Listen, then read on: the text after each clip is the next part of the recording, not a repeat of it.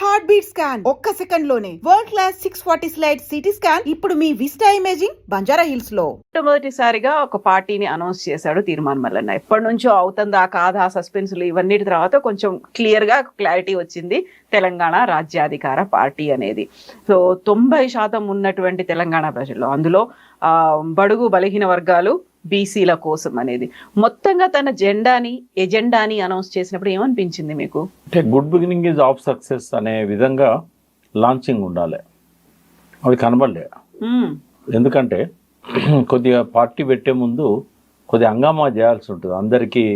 ఇప్పుడు చాలా మంది ఎక్కడెక్కడనో ఉంటారు, ఆయన పిలిచిన వాళ్ళు వచ్చి ఉంటారు నిన్న. బట్ ఒకవేళ కనుక కొంచెం ముందు రోజు ఏదన్నా చిన్న పబ్లిసిటీ ఉన్నా కూడా చాలా పెద్ద ఎత్తున మారుమూల ప్రాంతాల నుంచి కూడా వచ్చేవాళ్ళు. ఆయన బహుశా చేయకపోవడానికి కారణం ఏంటంటే తాజకృష్ణ హోటల్లో పెట్టడం. తాజకృష్ణ హోటల్లో కొన్ని ఆంక్షలు ఉంటాయి. ఒకటి, వచ్చిన వాళ్ళకి అందరికి భోజనం పెట్టాలంటే కూడా సాధ్యం కాదు. ఎందుకంటే ఆడ 1500 నుంచి 3000 దాకా ఉంటుందేమో, ఇంకెక్కువ ఉంటుందో ప్లేట్. ఎందుకంటే ఇప్పుడు నేను అక్కడ బుక్ చేయలేదు, నాకు ఆ రేట్లు తెలివాయి.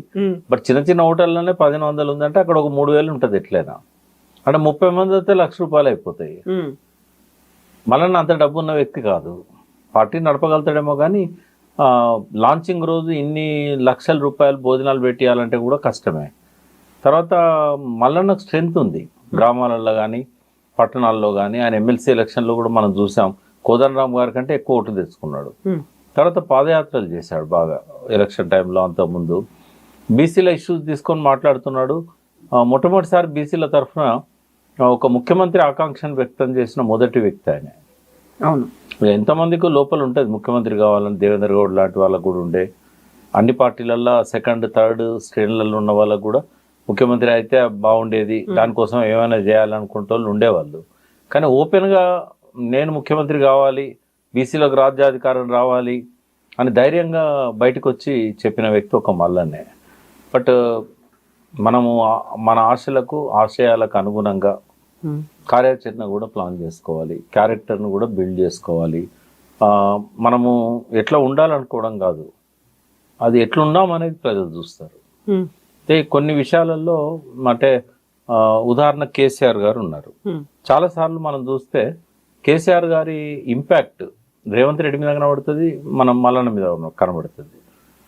అయితే భావసారూప్యతలు చూసినప్పుడు ఒక చక్కటి ప్లాన్తోని బయటికి ఏమాత్రం ఎక్స్పోజ్ కాకుండా ఒక రోడ్ మ్యాప్ను సిద్ధం చేసుకొని రేవంత్ రెడ్డి ముఖ్యమంత్రి అయ్యాడు. ఒక 6 నెలల నుంచి 8 నెలలు కష్టపడి ఒక రోడ్ మ్యాప్ను క్రియేట్ చేసుకొని తెలంగాణ ఒకసారి విఫలమైంది.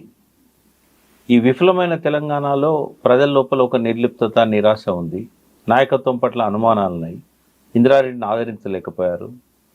దీన్ని ఎట్లా ఛేదించాలి, ఎట్లా ఓవర్కమ్ కావాలి, గుడ్ బిగినింగ్ అనేది ఎట్లుండాలి, కేసీఆర్ గారి దగ్గర నేర్చుకున్నాను నేను.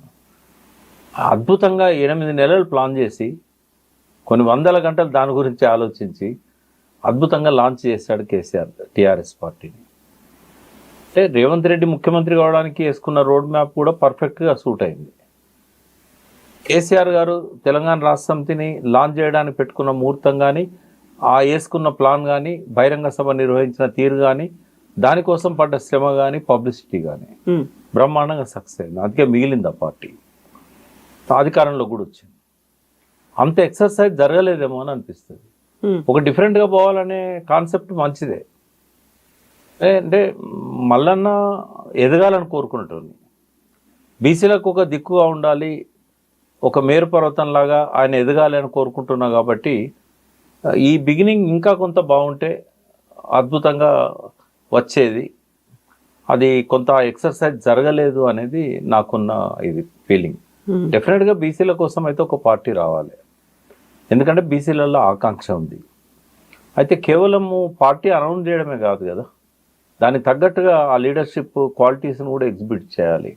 ప్రజల లోపల కేసీఆర్ గారు అదివరకు మంత్రిగా ఉన్నా, అనేక సార్లు ఎమ్మెల్యేలుగా ఉన్నా, తెలంగాణ నినాదాన్ని ఎత్తుకున్నాడు. కాబట్టి దానికి తగ్గట్టుగా ఆయన మాట, ఆయన కార్యక్రమాలు ఆ స్టేజ్ మీద అనౌన్స్ చేశాడు. దాంతోనే ఎస్టాబ్లిష్ అయిపోయాడు ఆయన. ఉదాహరణకు, నేను ఈ గడ్డ మీద పుట్టినవాడిని, రేపు చస్తే ఈ గడ్డ మీదనే బొంద పెడతారు, నాకున్న ప్రేమ ఈ ప్రాంతం పట్ల, ఎక్కడో పుట్టి వచ్చిన వాళ్ళకు ఉంటుందా? కదిలిస్తాయి ఇట్లాంటి డైలాగ్స్. ఒక సెంటిమెంట్ టచ్ అవుతుంది, టచ్ అవుతుంది. కాడి కింద పెడితే రాళ్లతో కొట్టి చంపండి. తెలంగాణ కోసం కుష్టు వ్యాధి వాడినైనా కౌగలించుకుంటాను, బొంత పురుగునైనా ముద్దు పెట్టుకుంటాను. అంటే ఇటువంటి యాదృచ్ఛికంగా అలవోకగా కేసీఆర్ నోట్లోంచి రాలే. ఆయన చాలా ఆలోచించేవాడు. ఒక జనంలోకి చొప్పించడానికి సినిమాలల్లో కదా, పర్చూర్ బ్రదర్స్ కావచ్చు, ఇంకోరు కావచ్చు, ఇప్పుడు త్రివిక్రమ్ కావచ్చు, ఒక రోజంతా ఒక డైలాగ్ కోసము కష్టపడతారు. చంద్రబోసు అలవోకగా పాటలు రాస్తాడని అనుకుంటాం, చాలా వరకు రాస్తాడు, బాగా ఇట్టానే కూడా రాస్తాడు. కానీ ఒక్కొక్కసారి ఒక సెంటెన్స్ 2 సెంటెన్స్లకు కూడా రోజంతా రోజుల కొద్దీ ఆలోచించిన సందర్భాలు ఉంటాయి. ప్రసవ వేదన. ప్రతి పాట చంద్రబోస్కు ఒక ప్రసవ వేదన, ప్రతి డైలాగ్ కూడా త్రివిక్రమ్ లాంటి వాళ్ళకు ఒక ఇంకోటి ఒక హైట్స్కి వెళ్ళిన తర్వాత అది నిలబెట్టుకోవాలంటే ఇంకా ఎక్స్పెక్ట్ చేస్తారు, ప్రెషర్ ఎక్కువ ఉంటుంది. అట్లాగే ఒక నాయకుడు కేసీఆర్ లాగా జనాన్ని మెస్మరైజ్ చేయాలనుకుంటే వాస్తవాలతోనైనా లేకుంటే అభూత కల్పనలతోనైనా చాలా కష్టపడాలి. ఆ ప్రయత్నం జరగలేదేమో. అలవోకగా ఎప్పటిలాగానే తను మాట్లాడేశాడు. కార్యక్రమం కూడా ఒక స్టార్ హోటల్లో పెట్టిండు అనేది ఒక డిఫరెన్స్ తప్ప ఆ గుడ్ బిగినింగ్ కావాల్సిన ప్రిపరేషన్ అనేది ఆయన లోపల కనబడలే. బట్ ఇట్లే ముందుకు సాగితే కష్టం, డెఫినెట్గా ఓవర్కమ్ కావాల్సి ఉన్నది. ఆయన బీసీలలో ఆకాంక్ష ఉన్నంత మాత్రాన అందరూ గ్యాదర్ అవుతారని చెప్పడానికి లేదు. ఒకటి ఇన్ఫీరియారిటీ కాంప్లెక్స్ ఉంటుంది, మనతోనేమవుతుంది, ఈయనతోనేమవుతుంది, తర్వాత ప్రచారం ఎక్కువ అవుతుంది. అగ్రకుల పార్టీలు కావచ్చు, లేకుంటే ఆయనకు వ్యతిరేకంగా ఉన్న వాళ్ళు కావచ్చు, ఒక సెక్షన్తో మొదలే పెట్టుకున్నాడు ఆయన. ఆ సెక్షన్ నిద్రపోతుందా, ఈయన రాణిస్తుందా? డెఫినెట్గా అటాక్ ఉంటుంది. ఇప్పుడు కొంచెం సమన్వయంతో నిన్న మంచిగా నచ్చిన డైలాగ్ ఏంటంటే అందరిని కలుపుకొని పోతా అన్నాడు. అదివరకేమో ఒక సెక్షన్ మాకు ఓట్లే అవసరం లేదు, వాళ్ళు వేయాల్సిన అవసరం లేదు అన్నాడు. కొద్ది ఇట్లాంటి విషయాలలో కేర్ఫుల్గా పోవాలి. బట్ ఆయన ధైర్యాన్ని, ఆయన సాహసాన్ని నేను అభినందిస్తే, ఎందుకంటే ఎక్కడో ఒక చిన్న 4 గోడల ఇరుకు గదిలో ఎడిటింగ్ దానిలో ఉన్న వ్యక్తి మెల్లమెల్లగా తన పాత్రను బిల్డ్ చేసుకొని మల్లన్నగా ఎస్టాబ్లిష్ అయ్యి తీర్మార్ను ట్యాగ్గా పెట్టుకొని ఎమ్మెల్సీగా తను మంచి ప్రజల ఆదరణ చూరగొని, సరే ఎన్ని నిందలున్నా ఎన్ని అపవాదులు ఆయన మీద ఉన్నా కూడా ఇవాళ ఒక పార్టీ పెట్టే స్థాయికి వచ్చాడు అని అంటే డెఫినెట్గా ఆయనకు శుభాకాంక్షలు చెప్తాం. కానీ ఇక్కడ నుండి ఆయన ప్రయాణము ఇంకొక మలుపు, ఇక్కడ నుంచి ఎట్లా సాగుతుంది అనే దాని మీద ఇది ఎంత పెద్ద సాహసం అంటే దేవేందర్ గౌడ్ లాంటి వాళ్ళు, చిరంజీవి లాంటి వాళ్ళు, చెన్నారెడ్డి లాంటి వాళ్ళు, విజయశాంతి లాంటి వాళ్ళు పార్టీలు పెట్టి ఫెయిల్ అయిన దగ్గర వాళ్ళు తను ముందుకు వచ్చాడు. ఎంతోమంది పెట్టారు, ఎవరు మిగలలేదు. ఇందిరారెడ్డి పెట్టాడు, ఇందిరారెడ్డి మిగలలేదు. తెలంగాణ సెంటిమెంట్తో పార్టీలు పెట్టారు, ఎవరు మిగలలేదు. బీసీ కాన్సెప్ట్తో పెట్టారు, కొండ లక్ష్మణ్ బాపూజీ లాంటి వాళ్ళు, పార్టీ నిలబడలేదు. ఇదే తెలంగాణ బీసీ కాన్సెప్ట్తో పెట్టాడు ఆయన. మరి ఇంతమంది ఫెయిల్ అయిన దగ్గర అదే బీసీ సెక్షన్ను అదే తెలంగాణ ట్యాగ్ తలిగించుకొని తను నిలబడాలి అని అంటే వాళ్ళందరూ ఏం తప్పులు చేశారు? ఇప్పుడు కేసీఆర్ గారు టీఆర్ఎస్ పెట్టే ముందు 69 ఉద్యమం ఎందుకు ఫెయిల్ అయింది? దాని మీద గంటల కొద్ది, 100 గంటలు ఆయన చర్చించాడు జయశంకర్ లాంటి వాళ్ళతో, కేశవరావు జాదవ్ లాంటి వాళ్ళతో, అప్పుడు ఆ ఉద్యమంలో ఉన్నవాళ్ళు చాలామందితో. ఇంకా మరి ఆ ఎక్సర్సైజ్ జరిగిందా? జరిగితే ఎవరితో జరిగింది? నిజంగానే ప్రొఫెసర్లు ఉన్నంత మాత్రాన మేధావులు అని అనుకోవాల్సిన అవసరం లేదు. ప్రొఫెసర్లో కమిట్మెంట్ ఉండొచ్చు, కానీ ఒక పార్టీని నడిపిన అనుభవం లేదు. ఇవన్నీ విజిఆర్ నారగోని గారు ఉన్నారు పక్కన, చాలా గొప్ప వ్యక్తి ఆయన, చాలా కమిటెడ్ కూడా బీసీల పట్ల. బట్ ఆయన కూడా పార్టీ పెట్టి ఫెయిల్ అయ్యాడు. ఇవన్నీ ప్రశ్నలు. ఇప్పుడు ఈ ప్రశ్నలన్నీ సమాధానం తగ్గడానికి కాదు, మళ్ళన్న ముందు పోవడానికి హెల్ప్ చేస్తాయని చెప్తున్నా. అయితే ఇప్పుడు అంత ఈజీ కాదు. ఒక అందరిలో ఒక ఆకాంక్ష ఉంది, మాకంటూ ఒక అధికారం రావాలి, ఆత్మగౌరవం ఉండాలి, మాకు వాటా ఉండాలి, ఇవే కదా 3 ట్యాగ్ లైన్ లాగా పెట్టుకున్నారు తెలంగాణ రాజ్యాధికార పార్టీకి. ఆ సీరియస్నెస్ అన్నది ఉందా? ఆ సిన్సియారిటీ అనేది ఉందా? అది కనిపిస్తుందా? ఎస్, మల్లన్న ఉన్నాడు, మా కోసం ఉన్నాడు, మా వాయిస్ లా ఉంటాడు, ఆయన వెనకాల మేము ఉండాలి అనేటివి ఒక ర్యాలీ అవడం అంటారు చూడండి, ఆ స్కోప్ అక్కడ కనిపిస్తోందా? ఒక ప్రయత్నం అయితే చేస్తున్నాడు. బట్ ఉదాహరణకు మనకు ఈ లాస్ట్ 25 yearsలో ఒక పార్టీ పెట్టి నిలబడ్డది ఓన్లీ కేసీఆర్. దాన్ని ఒక మనం ఉదాహరణకు ఎందుకు తీసుకోకూడదు, ఒక అనుభవంలాగా ఎందుకు తీసుకోకూడదు? ఆ పార్టీ పెట్టే ముందు ఇప్పుడు నిన్న ఒక మిత్రుడు, అటెండ్ అయిన మిత్రుడు నాకు ఫోన్ చేశాడు. సార్ బీఆర్ఎస్ తన పార్టీ పేరును తెలంగాణ నుంచి భారత్ అని పెట్టుకున్న తర్వాత ఇంకా తెలంగాణ అనేది లేకుండా పోయింది ఆ పార్టీలో. కాబట్టి ఇప్పుడు తెలంగాణ అనేది మలన పెట్టిండు కాబట్టి తెలంగాణ సెంటిమెంట్ అంతా మలన దిక్కు వస్తుంది అని అన్నాడు. అట్లా రాదు. ఈజీ కాదా అలా? ఉదాహరణకు ఇప్పుడు కవిత గారు ప్రశాంతి అని పేరు పెట్టుకున్నారు. ఒక పేరు తప్ప ఏం చేంజ్ అయింది? కవిత గుణాలు అవే ఉంటాయి. కవిత తల్లి బిడ్డారే పిలుస్తుంది కాబట్టి ఏది మారదు. అట్లనే భారత రాష్ట్ర సమితి అనేది మారినా కూడా, తెలంగాణ నుంచి భారత అని మారినా కూడా, ఐజాన్ టుడే తెలంగాణ జరుగుతున్న అన్యాయాల మీద ప్రశ్నిస్తున్న ఒకే ఒక్క రాజకీయ పార్టీ. కాబట్టి అది పోద్దా? కేసీఆర్ గారిని తెలంగాణకు ఒక పర్యాయ పదంగా చూశారు, ఇప్పుడు కాదంటారా? తెలంగాణ తెచ్చిండు అనేది పేరు మార్చుకున్నంత మాత్రాన ఆయన మీద నుంచి పోతుందా, ఆ ముద్ర పోతుందా? అసాధ్యం అవుతుందా? కాబట్టి కేవలం పేరులో తెలంగాణను పెట్టుకున్నంత మాత్రాన రాదది. ఆయన ఏం చేయాలంటే తెలంగాణ అస్తిత్వం కోసం పోరాడాలి, బీసీల హక్కుల కోసం పోరాడాలి. అప్పుడే ఆ పువ్వు పుట్టినప్పుడే పరిమళిస్తుంది, కానీ రాజకీయ నాయకులు పార్టీ పెట్టినప్పుడే పరిమళించారు. It takes time. వాళ్ళ ఆచరణ ఏంది, వాళ్ళ కార్యాచరణ ఏంది అనేది. సో చాలా చేయాల్సిన అవసరం ఉంది. ఒక పాప పుట్టినప్పుడు ఎట్లా అమాయకంగా తల్లి ఒడిలో వస్తుందో ఇలా మల్లన్న వచ్చిండు. కాకపోతే మల్లన్న కొన్ని నిందలతో వచ్చిండు. ఫస్ట్ ఆ నిందలు దూరం చేసుకోవాలి, కౌంటర్ ప్రచారం జరగాలి. నేను మళ్ళీ చెప్తున్నానమ్మా, ఎంతమంది ఎన్ని రకాలుగా చెప్పినా మల్లన్నలో దుర్మార్గుని అయితే నేను చూడలేదు. మల్లన్నను ఒక బ్లాక్ మెయిలర్ అన్నారు, మల్లన్న సెటిల్మెంట్ చేస్తాడన్నారు.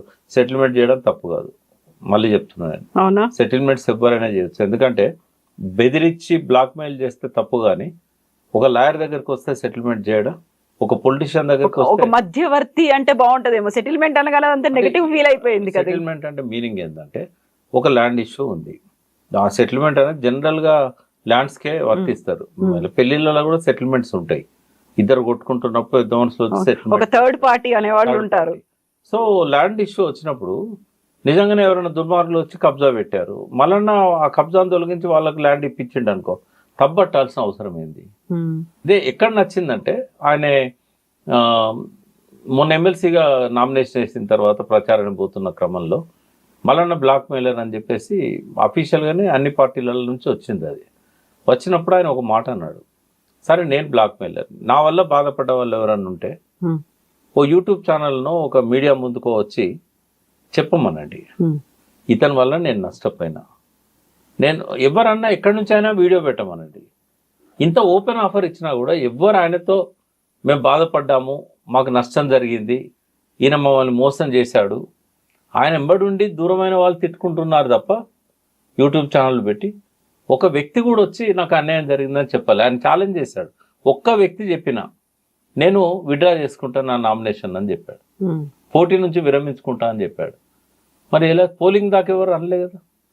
అంటే ఊరికే ఆరోపణలు పెడితే కాదు, అయితే నిందపడ్డది. ఆయనకి మాట దురుసు అనేది ఉంది, దుడుకు స్వభావం అనేది ఉంది. ఆ విషయంలో నాకేమీ మినాయింపులు లేవు. డెఫినెట్ గా ఆయన మాట దురుసు ఉన్నది. అది ఇప్పుడు పార్టీ పెట్టాడు కాబట్టి అయిపోతుంది అనుకుంటున్నాం. అంటే ఇదివరకు ఏంటంటే తాడు బొంగరం లేని వ్యక్తిగా ఉండే, కాంగ్రెస్ లోకి వెళ్ళి తను బయటకు బహిష్కరించబడ్డాడు కదా. అయినప్పుడు ఆయనకి ఏ ఆంక్షలు లేవు కదా, దాన్ని తాడు బొంగరం అని. అయితే ఆంక్షలు లేనప్పుడు ఉన్న పరిస్థితి, ఒక బాధ్యత గల రిజిస్టర్డ్ పార్టీని పెట్టిన తర్వాత, దానికి అధ్యక్షుడు అయిన తర్వాత అంత అలవోకగా మాట్లాడతాడా? ఇప్పుడు ఒక కమ్యూనిటీ మీద ఆయన వరంగల్ మీటింగ్ లో దురుసు కామెంట్ చేశాడు, దాంతో కమ్యూనిటీ హర్ట్ అయింది. ఇప్పుడు అలా చేయడానికి వీలవుతుందా? ఇప్పుడు అందరినీ కలుపుకుపోవడం అంటే బీసీలో ఉన్న అందరినీ, లేకుంటే పార్టీ బయట ఎవరైతే బీసీల కోసం, బడుగు బలహీన వర్గాల కోసం అన్నాడు, అలా కాకుండా అందరినీ, అగ్రవర్ణాలు ఎవరి మీదనైతే ఈయన దూషించాడో, ఎవరి మీద అయితే అటాక్ చేశాడో వాళ్ళని కూడా కలుపుకుపోవడమా? పార్టీ అన్నప్పుడు అందరినీ కలుపుకోపోవాలి. పార్టీ అన్నప్పుడు అందరినీ కలుపుకోపోవాలి. ఉదాహరణకు ఎస్సీ స్థానాలు ఉంటాయి, టికెట్లు ఇచ్చినప్పుడు ఎస్సీలకు ఇవ్వాల్సిందే. కొన్ని స్థానాలలో రెడ్లు మాత్రమే ప్రభావితం చేయగలుగుతారు, ఖచ్చితంగా ఆడవాళ్ళకి ఇవ్వాల్సిందే. కాబట్టి ఒక పార్టీ అధికారం, రాజ్యాధికారం అన్నాడు, పేరులోనే రాజ్యాధికార పార్టీ అన్నాడు. రాజ్యాధికారం అందరినీ కలుపుకోకపోతే రాదు కదా. సెక్టేరియన్ అవుట్లుక్ అంటాం, పక్షపాత దృష్టి, దాంతో రాదు. కాబట్టి అందరినీ కలుపుకోపోవాలి, ఎవరి మీద పరుషపదాలు వాడకూడదు. బట్ ఆచరణలోనే మనకు తెలుస్తుంది. ఆయనలో ఉన్న కొన్ని ప్లస్ పాయింట్స్ ఏంటంటే, ఆ దూకుడు అనేది సరిగ్గా ఆర్డర్లో పెట్టి డిసిప్లిన్తో పోతే సక్సెస్ అవుతాడు. బట్ పట్టుదల ఉంది, కసి ఉంది, సమకూర్చుకోగలిగిన శక్తి ఉంది వనరులను, జనానికి రీచ్ కాగలుగుతాడు. బీసీలలోనే ఇంకా కొంత ఇన్ఫీరియారిటీ కాంప్లెక్స్ ఉంది కాబట్టి ఇప్పుడు తెలంగాణ పార్టీ ఎట్లా వచ్చిందో టీఆర్ఎస్, దానికి ముందు చాలా భావజాల వ్యాప్తి జరిగింది. జయశంకర్ లాంటి వాళ్ళు, మా లాంటి వాళ్ళం, ఇన్నయ్య, ఇట్లా పాశం యాదగిరి, గద్దర్ పాటలు, గోరటెంకర్న, గూడంజన్న, ఇదంతా టీఆర్ఎస్ కంటే ముందు జరిగిన కృషి. అందేశ్రీ గారు ఈ కృషి అనేది ఇక్కడ బీసీల విషయంలో జరగలేదు. తర్వాత తెలంగాణకు ఎట్లా అన్యాయం జరిగిందని ఏదైతే భావజాల వ్యాప్తి జరిగిందో ప్రజలు అర్థం చేసుకునే పద్ధతిలో అది ఇక్కడ జరగలేదు. బీసీలకు అన్యాయం జరుగుతుంది అంటున్నారు. ఏ రంగాలలో బీసీలకు ఎట్లా అన్యాయం జరిగింది, ఏ కులానికి ఎట్లా అన్యాయం జరిగింది. తర్వాత బీసీలో మా వాటా కావాలంటున్నారు. మీ వాటా ఇస్తే ఏం చేసుకుంటారు? ఉదాహరణకు బీసీల డిమాండ్స్ అన్ని 60-70 ఏళ్ళుగా ఒక ఫ్రేమ్ వర్కే పరిమితమైనవి. స్కాలర్షిప్లు, తర్వాత లోన్లు ఇస్తే ఏదైనా పెట్టుకుంటాము, రిజర్వేషన్లు, ఈ ఫ్రేమ్ విద్యా ఉద్యోగాలకు సంబంధించి ఒక కుమ్మరాయనకి ఏం కావాలి, ఒక వడ్లాయనకి ఏం కావాలి, ఇట్లా ఏది పడితే అది పెట్టుకుంటామని కాదు. ఇవాళ ఉన్న పరిస్థితుల్లో మోడర్నైజేషన్లో ఆ కులము అంతరిస్తున్నది, వృత్తులు పరాయీకరణ చెందినాయి. ఎప్పుడైతే ఇండస్ట్రియల్ రెవల్యూషన్ వచ్చిందో కులము అనేది భారతదేశంలో అనాదిగా ఉంది, వృత్తుల ఆధారంగా ఏర్పడ్డది.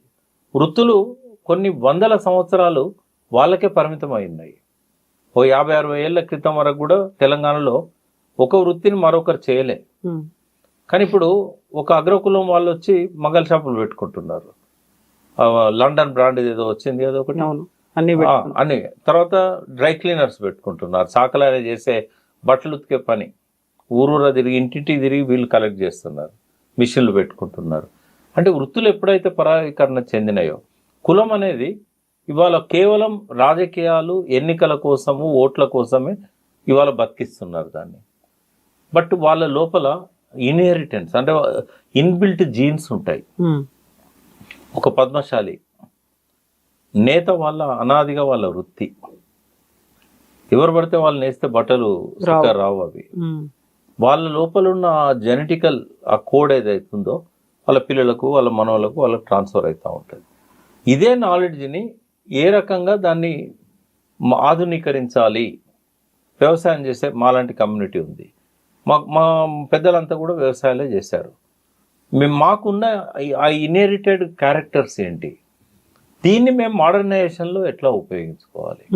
వైశ్యాస్ ఉన్నారు, వాళ్ళకున్న క్యారెక్టర్స్ అవి, దాన్ని వాళ్ళు అద్భుతంగా ఒక బిజినెస్ రూపంలో మోడర్నైజేషన్లో ఎట్లా ఉపయోగించుకోవాలి. ఈ పద్ధతిలో బీసీలకు ఒక ఎజెండా లేదు. ఏదైనా చేయాలంటే ఇన్ఫీరియారిటీ కాంప్లెక్స్, ఎక్కువ మంది వాళ్ళల్లో వాళ్ళనే సపరేట్ చేయాలని చూస్తారు. ఎక్కడ మీరు ఏ పార్టీ అన్నా కానివ్వండి, బీసీలను తిట్టేయాలంటే బీసీలను కూర్చోబెడతారు. ఇట్లాంటి వాటి మీద ఎడ్యుకేట్ చేయాలి, ఒక విజన్ డాక్యుమెంట్ ఇవ్వాలి. ఒక 300 కాపులకు తన అధికారం వస్తే, అధికారం వచ్చిన తర్వాత మన వాటా ప్రకారంగా నిధులను కేటాయించుకొని మనం ఈ రకంగా మన కమ్యూనిటీని డెవలప్ చేస్తాం. ఇప్పుడు వ్యవసాయ ఆధారిత పరిశ్రమలను పెట్టడం ద్వారా 300 కాపులకు పంటను డైరెక్ట్గా పంట రూపంలో అమ్మకుండా వాల్యూ యాడెడ్ ఉత్పత్తులను మనము చేయొచ్చు. బ్రాండింగ్ చేసి విదేశాలకు మనం ఎగుమతి చేయొచ్చు. ఏ దేశాలలో ఏం కొరత ఉంది, దాన్ని అంతా ఇప్పుడు ఆర్టిఫిషియల్ ఇంటెలిజెన్స్ దానికి ఉపయోగించుకోవాలి. స్పోక్స్ పర్సన్ కాదు artificial intelligence. Artificial intelligence spokes person అనేది ఇప్పటిదాకా ఎక్కడా మనం వినలేదు. ఆర్టిఫిషియల్ ఇంటెలిజెన్స్ న్యూస్ రీడర్లు ఉన్నారు, ఇంకోటి ఉంది అనుకున్నాం. కానీ పార్టీలకు సంబంధించి స్పోక్స్ పర్సన్ ని పెట్టడం అంటే ఏంటి, సరికొత్త స్ట్రాటజీయా ఏంటది? టెక్నాలజీ అనేది రెండు వైపులా పదనున్న కత్తి. ఇవాళ ఆర్టిఫిషియల్ ఇంటెలిజెన్స్ కూడా అది మంచి చేస్తుంది, చెడు కూడా చేస్తుంది. ఇప్పుడు ఆర్టిఫిషియల్ ఇంటెలిజెన్స్ ద్వారా మనం ఏదైనా అడిగితే పేజీలో ఇన్ఫర్మేషన్ ఇస్తుంది. అవును. సపోజ్ మల్లన్న గురించి మీరు క్వశ్చన్ వేశారనుకోండి, మల్లన్న మీద మంచి కంటే చెడు ప్రచారం ఎక్కువ జరిగింది. ఇంగ్లీష్ పత్రికల్లో కావచ్చు, తెలుగు పత్రికల్లో కావచ్చు, యూట్యూబ్ ఛానల్స్లలో కావచ్చు, రకరకాలుగా మల్లన్న నిందించిన వాళ్ళు ఉన్నారు. ఆయన చేసిన కామెంట్లు కూడా అట్లాగే ఉంటాయి. అయితే ఆర్టిఫిషియల్ ఇంటెలిజెన్స్ అన్నప్పుడు దానికి ఒక్కోసారి విచక్షణ ఉండదు, అడిగే ప్రశ్నను బట్టి అన్ని తీసుకొని వస్తుంది అది. కాబట్టి ఇట్లాంటి అధికార ప్రతినిధిగా ఆర్టిఫిషియల్ ఇంటెలిజెన్స్ను ఉపయోగించే స్థాయికి ఆర్టిఫిషియల్ ఇంటెలిజెన్స్ ఎదగలేదు. ఓకే. అది ఎమోషనల్ గా ప్రకటించాడు కానీ అది సరైనది కాదు. అది మార్చుకోవాల్సిన అవసరం ఉంటుంది ఖచ్చితంగా. ఇప్పుడు మనుషులు చేయలేని పని ఆర్టిఫిషియల్ ఇంటెలిజెన్స్ ఏం చేయదు. మనిషి బ్రెయిన్ కంటే పవర్ఫుల్ ఆర్టిఫిషియల్ ఇంటెలిజెన్స్ అనేది ఎప్పటికీ ఉండదు. ఈ ఆర్టిఫిషియల్ ఇంటెలిజెన్స్తో మనిషి మెదడు ముద్దుబారిపోతుంది, పనికి రాకుండా అవుతుంది. ఇప్పుడు ఈ సెల్ ఫోన్లు రాకముందు మనకు డయల్ నెంబర్ ఇట్లా ఉండేది కదా, అప్పుడు 200-300 నంబర్లు గుర్తుండేది. ఇప్పుడు మన ఇంట్లో ఫ్యామిలీ మెంబర్స్ నంబర్స్ కూడా మనం గుర్తుపెట్టుకోలేని పరిస్థితి. నేను ఈ మధ్య చాలా మందిని చూసిన, మీ నంబర్ చెప్పండి అంటే నేను డయల్ చేస్తా అని 2 అంకెలు చెప్పి తర్వాత మళ్ళీ ఫోన్ తీసుకొని చూస్తున్నారు. అంటే నీ నంబర్ నీకు గుర్తులేనంతగా ఈ short cut methods artificial intelligence నీ మెదడుని కిల్ చేస్తున్నది. ఇప్పుడు పార్టీలలో మనము అటువంటి వాటిని తీసుకురావడం అనేది ఇబ్బంది కలిగిస్తుంది, ఆచరణలో తెలుస్తుంది. అయితే మీరు ఇప్పుడు ఒక మాట అన్నారు, తెలంగాణ రాకముందు భావజాల వ్యాప్తి కావచ్చు, అక్కడ కేవలం భావోద్రేకాలు అవి మాత్రమే లేదు, భావోద్వేగము దాంతో సరిపోదు, మిగతా అంతా జరగాల్సినటువంటి వ్యాప్తి ప్రచారాలు ఇవన్నీ చేయాలి. మాకు తెలంగాణ కావాలి అనేది ఒకటి ప్రతి ఒక్కరిలోనూ ఉంది. అదే సంకల్పం, గట్టిగా మేము ముందుకెళ్ళాలి, ఉద్యమం చేసామా పోరాటం చేసామా అనేది కనిపించింది.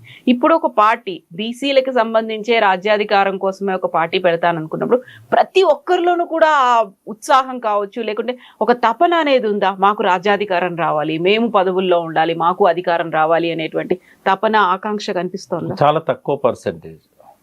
అంటే అది కూడా ఎడ్యుకేటెడ్స్లో కొంత సెక్షన్లో ఉంది. గ్రామాలలో పోయినప్పుడు ఆ చైతన్యం అనేది ఇంకా రాలేదు. వాళ్ళకి ఏ రకంగా నష్టం జరుగుతుందో కూడా తెలియదు.